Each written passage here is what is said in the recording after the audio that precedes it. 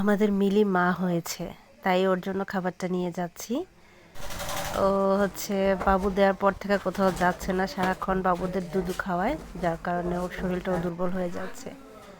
ওই যে সে ওইখানে বাবু দিয়েছে, 4টা বাবু। দুধ তো একটু পরে খাওয়াইও। আচ্ছা আচ্ছা, জায়গাটা আজকে ক্লিন করে দিব।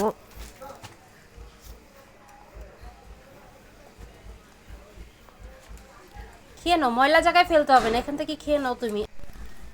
মাশাল্লাহ, সুন্দর সুন্দর 4টা বাবু। আজকে হচ্ছে ওকে জায়গাটা সুন্দর করে ক্লিন করে একদম মানে ওদের বাচ্চাদের নিয়ে থাকার জন্য একটা সুন্দর ঘর করে দিব এখানে। এখন তো হচ্ছে বাবুরা দুধ খায়, তো ওই জন্য ঘন ঘন ক্ষুধা লেগে যায় তার। এতটুকু খেয়ে খিদা মিটে নাই, সে আমার সাথে সাথে আবার বাসায় আসছে।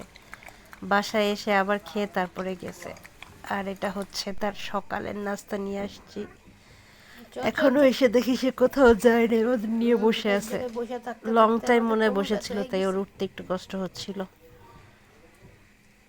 খাবারটা আজকে হচ্ছে মুরগির গিলা কলিজা দিয়ে একটা ডিম দিয়ে ভাতটাকে মেখে দিছি।